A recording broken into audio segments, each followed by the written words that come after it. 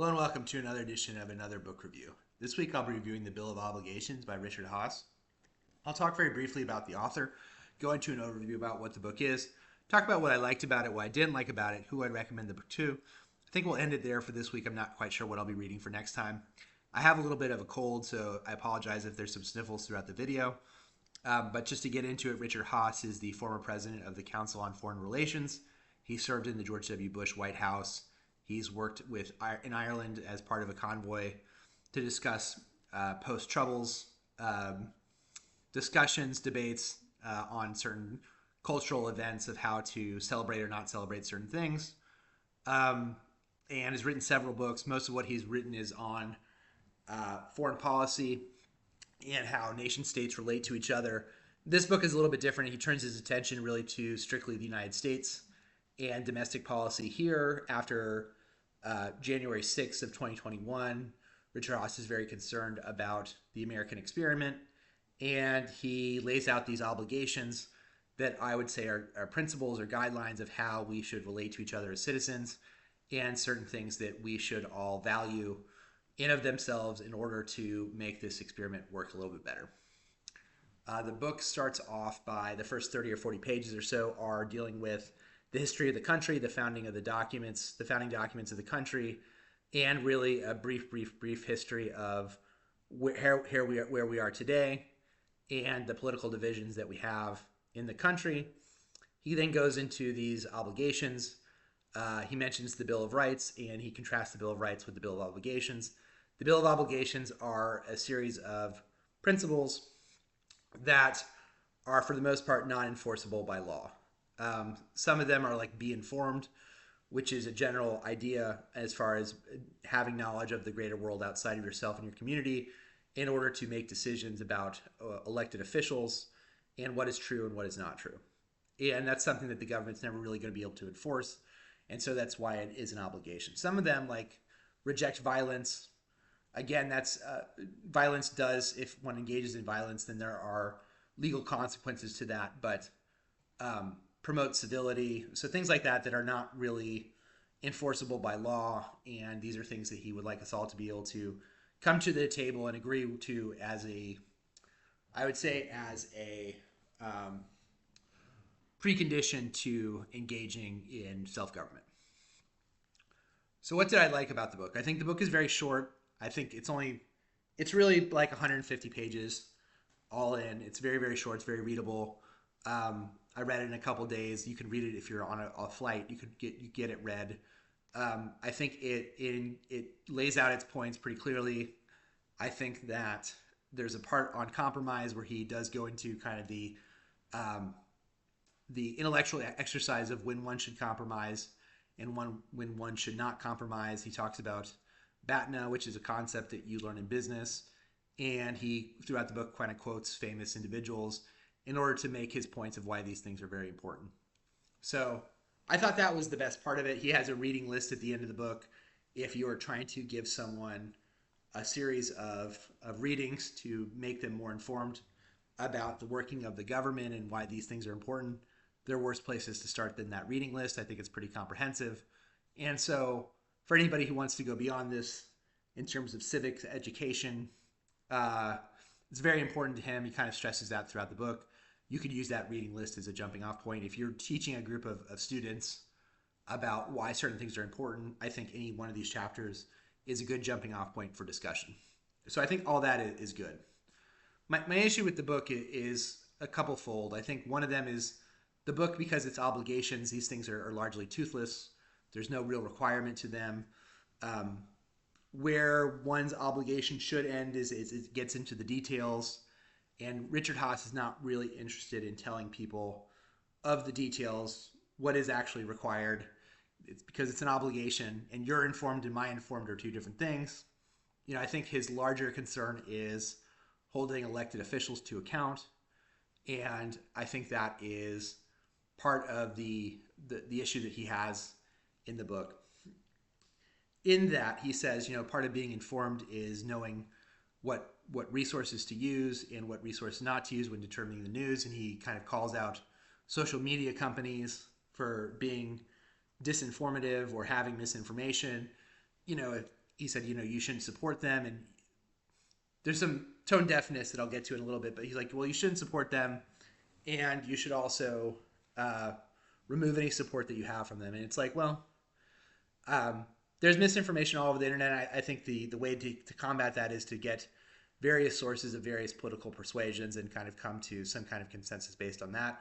I also will point out, if the argument is that you should hold these organizations to the truth, ABC News, I think, just had a $15 million lawsuit for George Stephanopoulos. They had to settle. Fox had hundreds of millions of dollars of lawsuit that they had to settle from the Dominion voting machines.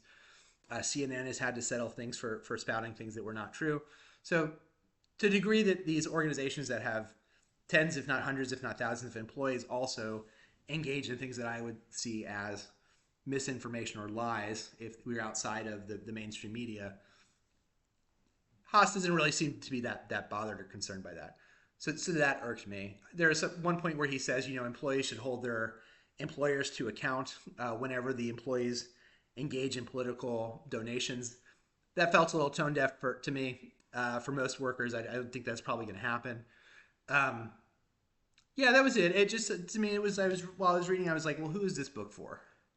And I thought to myself, this book is for people who probably already agree with Richard Haass, because there's no real teeth to any of it. It's like, well, you should feel this way. And it's like, okay, he talks a little bit about respecting government service. He talks a little bit about national service. And as someone who served for 2 years in national service, I have an opinion on it.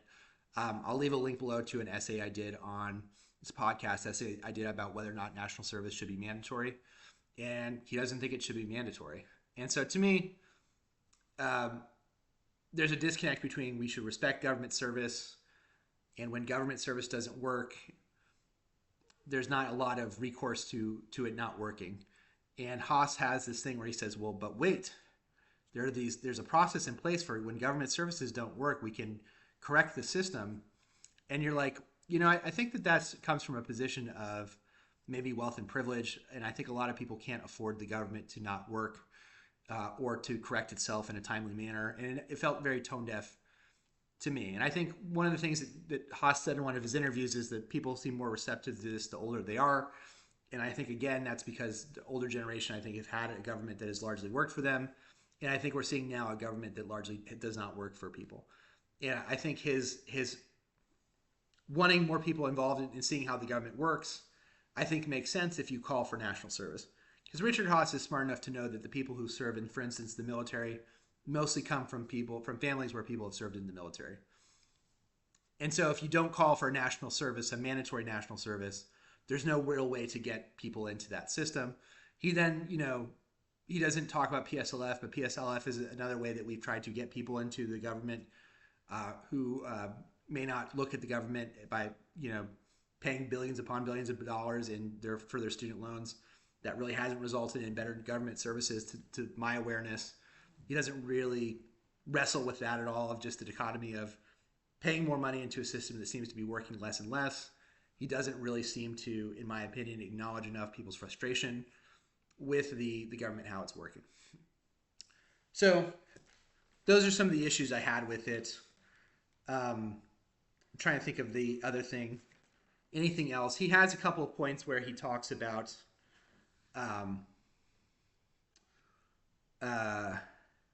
yeah, that's mostly it. Who I would recommend this book to, if you are someone who is maybe a little bit more, who wants a book basically with these ideas. I think this book could have probably been a series of blog posts and would have been maybe as effective, if not more effective, because I think he would have done a little bit of trimming.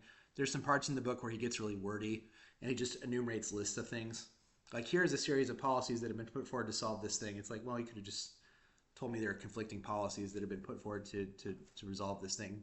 It would have made your point for you. So I think if you're involved in civics or you're teaching a civics course, there are some of these things, chapters that you could probably pull out and give to students and say, let's discuss this on compromise. Does this make sense to you? Does this not make sense to you? Let's discuss this about government service. Should you respect government services? And yeah, the word respect is also an amorphous concept that means different things to different people. But so that was my issue with it.